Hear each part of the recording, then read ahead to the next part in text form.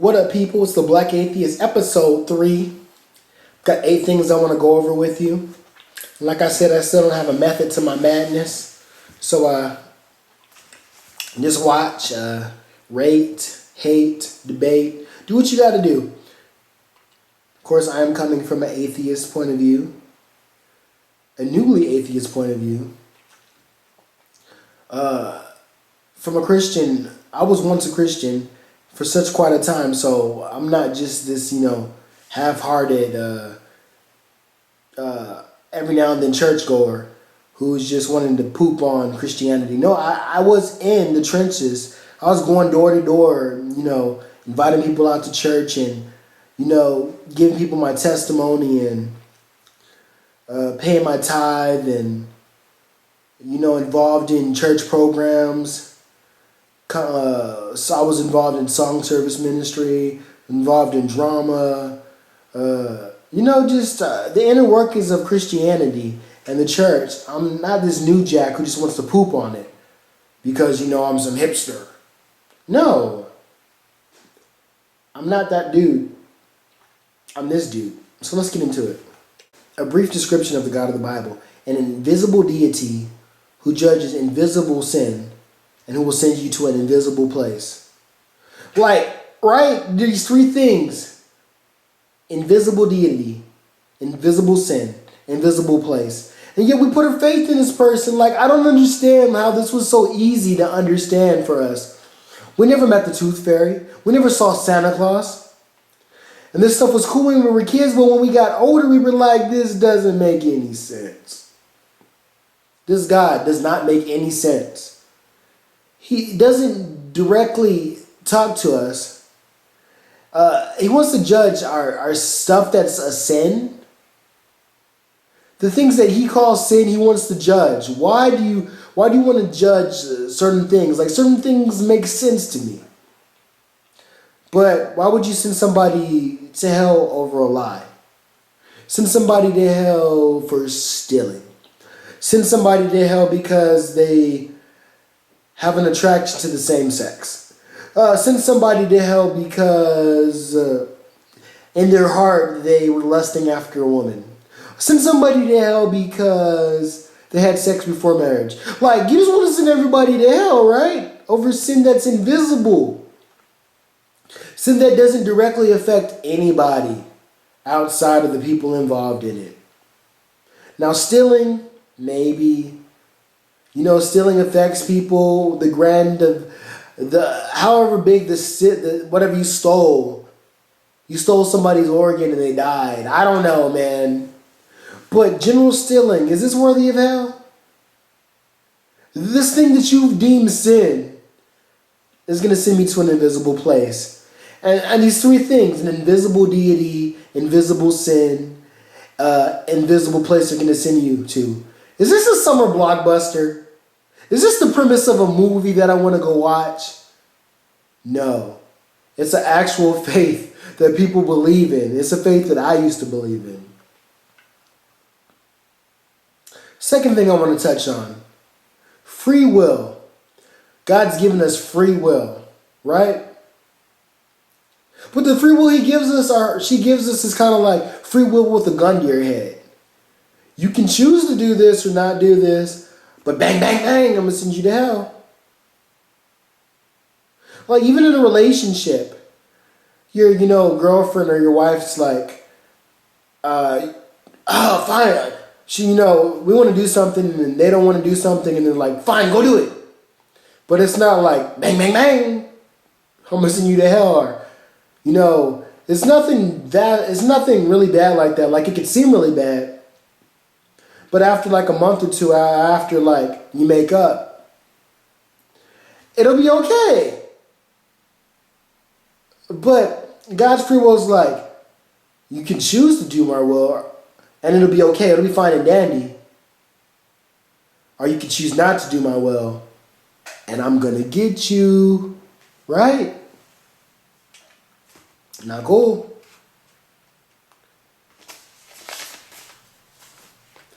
3, the vast majority of us, and let me get something to drink, The vast majority of us, Christians and non-Christian, live 90 whatever percent of our lives like there is no God. No reference to God, right? We do. Like, we don't. You're looking at me and you're saying we don't. I can see you shaking your head and disliking this video because you say, by golly, I live like there's a God. Okay. How about this? We don't go to church. We don't go to church. We don't go Wednesday. We don't go Sunday. We maybe go to Easter. Maybe go to a wedding. This is like a building block of the Christian faith. Bible tells us not to forsake the assembly. And it goes on to say why. Because people fall away when they forsake the assembly. And they fall into crazy doctrine. They fall into crazy belief systems. So we don't go to church. But there's a God. Our God, our God belongs to that church, and our God, has something to do with that church, but we're not going to go to that church. Any church where the gospel is being preached, any church that affiliates us being a Christian, we're not going to go. Isn't that kind of living like there's no God? We don't pray.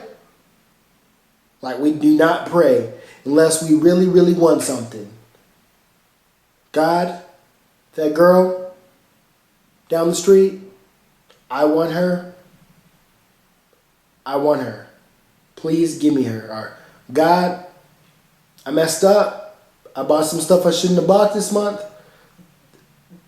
Before I got paid, please stretch my money. Or, God, I lost my temper at work. I need to keep my job. Can you help me out with that? P.S. Send that girl to my house. Right? Like, we live like there's no God. Even as Christians. We fornicate? What's that mean? If you're a Christian and you don't know what that means, that kind of saddens me. Because even before I wanted to have sex, I knew what fornicate meant. Fornicate is when you have sex and you're not married. You're not supposed to do that. You're hitting that dislike button, aren't you? You are hitting that dislike button right now. You are hitting it. You are leaving a nasty comment because I said not to fornicate. That's what the Bible says. That's not what I say. So we're fornicating like there's no God. But yet we say there's one. A lot of us still cheat and swindle. The last church I went to, there was a brother in the church, and we call him brother because, we're our brothers and sisters, who had a construction company. Very lucrative, made a lot of money. A lot of money. A lot of money. And this guy was dishonest and did a crappy job. Yet he called himself a Christian. Yet he'd go before the congregation and say how God's blessed him. When he's overcharged people and he's done a shiesty job and not even gone back to fix the job and argues with the people when they don't agree with the way he did it. But there's a God, right? Like I said, vast majority of us live like there's no God. Even the disliking person that's disliking this video. But yet we say there's a God. We're taking our own take on an established religion. Like, this isn't a religion where you could kind of like there's a lot of people that say there's a lot of interpretational issues. Is fornicating an interpretational issue? Is stealing and being dishonest an interpretation? No, it's not. It isn't. It isn't. We're living like there's no God, but yet we say there's one. Atheist just want to sin. We just want to sin. That's what Christians say. I said that too. Y'all just want to sin and y'all don't want anybody over you and anybody regulating your lives. Whose definition of sin? Like I was saying. Whose definition of sin? The invisible God who tells us about our invisible sin is going to send us to an invisible place. Now, is it sin that we want to do, or do we just want to exercise our free will? It's like a little kid. The kid doesn't want to sin. The kid doesn't want to do bad. Many practitioners and people will tell you not to say what they're doing is bad because they just want to do them. The fifth thing that I want to get involved, the fifth thing that I want to touch on is laws. Okay, most of the time you'll hear from Christians that an atheist doesn't have any sense of right and wrong. If you cast out God, there's no sense of right and wrong. I saw Steve Harvey on an interview say, "Where's your moral barometer?" And that sounded good. He put two words together that sounded good. And he said he won't even talk to an atheist because they're an idiot. That was pretty idiotic. When I was a Christian, I would have been like, "Steve Harvey, that's what's up." But now I'm like, that's pretty idiotic what you said. A moral barometer. We don't have any moral barometer. We don't have any idea of what's wrong and right because we have to get that from the Bible. I highly doubt that. Without the Bible, we can decide amongst ourselves what is wrong or right based upon what would harm an individual. If somebody did something to you that was something that you didn't like, that is wrong. So basically, all of us decide not to do things that we don't want done to ourselves. We say, you know what, I'm not going to kill somebody because I don't want somebody to kill me. Okay? I'm not going to steal from somebody because I don't want somebody to steal from me. I'm not going to sleep with somebody's wife because I don't want them sleeping with my wife or my husband, my boyfriend or my girlfriend. I'm not going to, and the list goes on and on and on of stuff that we're not going to do because we don't want it done to ourselves. Heck, we look at the laws today, and the laws today are not based upon sin. Basically, if someone's making something unequal, or if somebody is wronging somebody else, it is punishable by law. Why a God? Why? Why do we have a God? Why is there such a belief in a God? Like obviously, right? There's got to be a God, right? Christians will say, if there are so many knockoffs, there's got to be a genuine something. A lot of them will say this about God. Like those knockoff rollies you can get from Korea. There's real rollies, right? Those knockoff Jacob watches. You can get a real Jacob watch, right? For every counterfeit piece of crap relationship that you're in, there's got to be a real one, right? Etc., etc. Why a God? I believe that we made a God to explain the unexplainable. Death, afterlife, blessings, cursing, terminal sickness, gain, loss, rainbows, the sun, the moon. To tell people what's worth having, valuing and not valuing. To say what morals are. I believe we try to put it with God so we can give morals power instead of just saying, I don't want to do something because I don't want it done to me. The one thing that I want to point on that is probably going to give me some dislikes is I think we created a God to control people. Because another fallible person who makes mistakes, and that's not always in the best of moods, isn't somebody we want to take a cue from oftentimes. Unless you're like in a sensei or mentor relationship, oftentimes we don't want to take a cue from this person. So gods have been made to control us into what's good and acceptable and what's wrong and what's right and how we should live our lives and who we should give money to.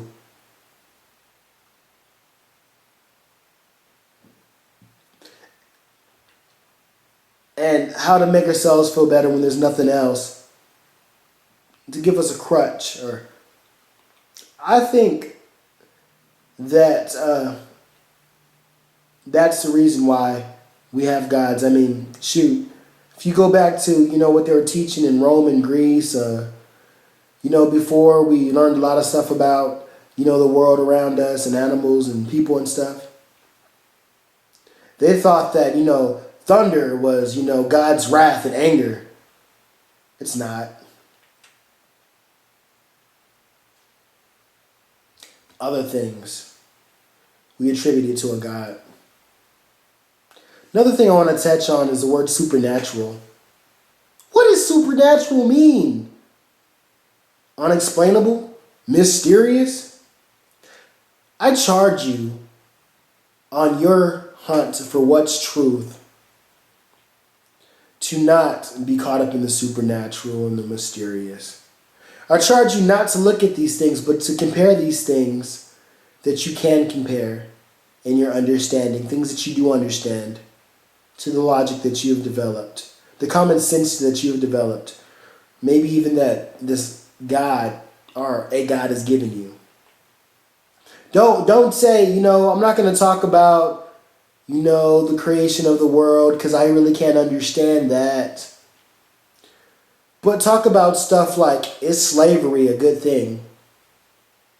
Is it ever a good thing to have slaves, to have human beings that look like you, that think like you, that have the ability to comprehend things, to make them into slaves, if that's a good thing? Also ask yourself, is it all right to hate somebody based upon their skin color or based upon their sexual orientation? Things that you can grasp.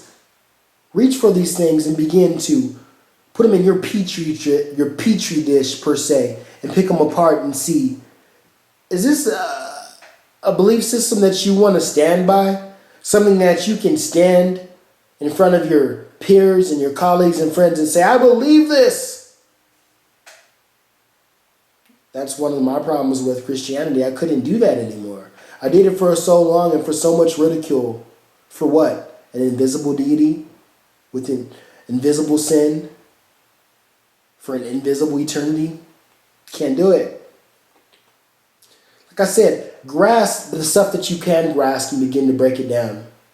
As a loving parent, like God would be, because He's the creator, would it be okay for anything that your kid did to want to send them to hell? Is it? Ask yourself these questions and any other questions that you may come up with. Begin to pick them apart. My final one, I believe, is 7. I stopped counting. I'm sorry, people. God is omnipresent, omnipotent, knows everything, omnipresent, is everywhere at once, has so much power. Why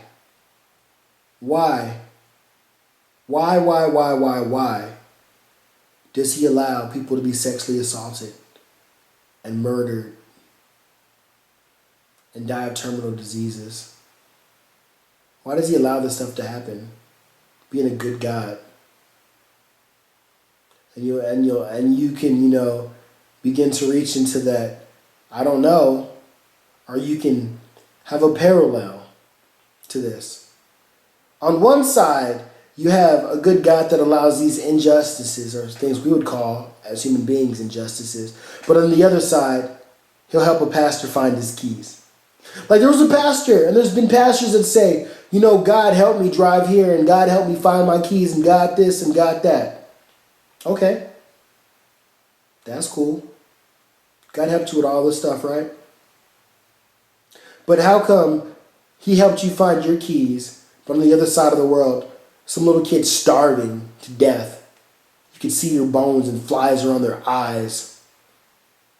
And that's cool. Or someone's getting sexually assaulted on one side of the world, while God's blessed you with the plentiful meal, Thanksgiving. I'm the Black Atheist. Those are the 7 things, or 8 things I wanted to bring to your attention in this episode. As I continue to study and learn, I continue to put up videos. Share this with your friends and family.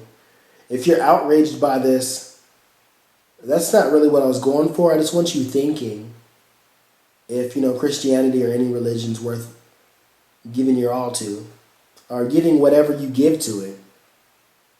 Is it worth it? Can you stand by it? In any other instance in your life, would you be willing to stand by something that lacks so much as Christianity lacks, or so much as another religion lacks?